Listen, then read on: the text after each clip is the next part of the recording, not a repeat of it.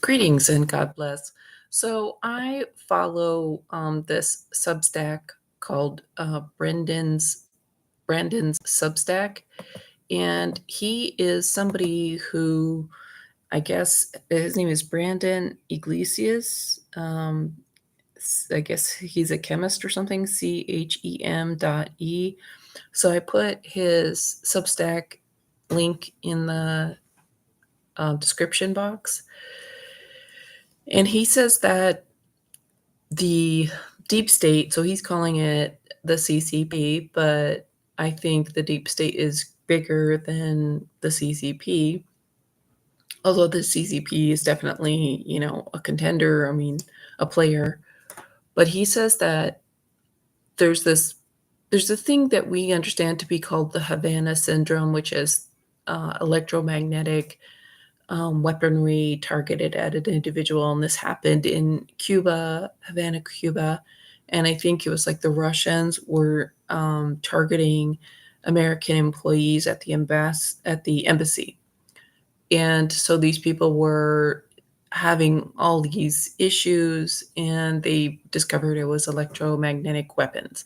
Now it's interesting because they'll admit that that exists in that one circumstance, but if like we Americans would never be targeted, or it's not real for us, but it was real for those like 10 people, because that's what electromagnetic frequencies and cell phone towers and all these things, they do have an effect on biology. Do you notice how few bugs there are, how many bees are dying, the reduced amount of birds, or bird diversity? So anyway, he was saying that we're infested with like some type of technology. And if you want to learn more about that, Sabrina Dawn, she's this ex-telecom worker, engineer that was brought up in this bloodline family where they did like creepy satanic things. And so she said that like in as early as the 90s, we've already had nanotech inside of us, and that we're basically antenna for like deep state cell phone tower kind of things. So I don't understand all this technology because this is not my expertise. But I have I've been, let's say, animals so aggressive. So if you look at the reports, like I follow some websites that I'm not going to say because who knows if that information is going to be hidden, but there are more dog attacks, I would say, in the past few years than since maybe I started watching in 2017, 2018. I would say there have been like where the like a pack of animals have mauled an elderly person to death, or there are reports of the family dog killing the owner, the child, an elderly person, somebody who's taking care of the dog while the owner is away. And it just seems pretty like exponential. It seems like these attacks, like maybe you would hear it once every 10 years or something, but I'm seeing something every week. And people might say, well, it's the internet. We had the internet 10 years ago, the internet 5 years ago, and that kind of story was not percolating up. And when I was looking up, like, what are statistics of dog bites? And the last time there was something like a larger study done, it was like 2015. And that is when I noticed that um, beneficial studies that were for we the people, um, it started to decline. And if you look up like articles on the internet, everything became more superficial and like myopic towards me rather than the civilization.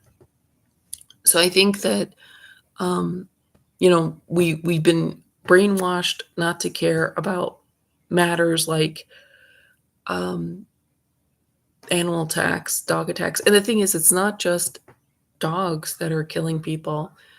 There or it's not just dogs that are reacting to people. In Santa Cruz, there are these otters that are attacking surfers and their surfboards, where the otters have bit chunks out of the surfboard. And off the coast of the Strait of Gibraltar, orcas are disabling boats, the rotors of the boats, where the boats have to be towed. And then there seems to be a lot of bear attacks in Japan this year. So it seems to me that animals are responding negatively to people, even people that they know. And I'm wondering if it is people who have had injections or people who are carrying cell phones or like Brendan's Substack that we've been infested with some type of, he calls it wetware technology.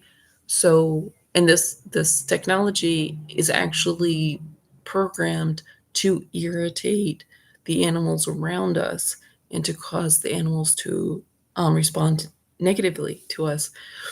And it seems like maybe it's more focused towards, well, in his article, he's talking about how crickets um, are chirping more around people with this infestation of technology in their bodies, of this wetware. I don't know all the proper terminology, but I just wanted to put this out there, and all the more reason why to, use a water filter, an air filter, and try to eat a clean diet and detox, if this is an issue. And I know it's kind of a bit out there, but he was the first person to talk about something about our biology is irritating local wildlife. And so I just wanted to bring it to your attention. Thank you for watching. God bless.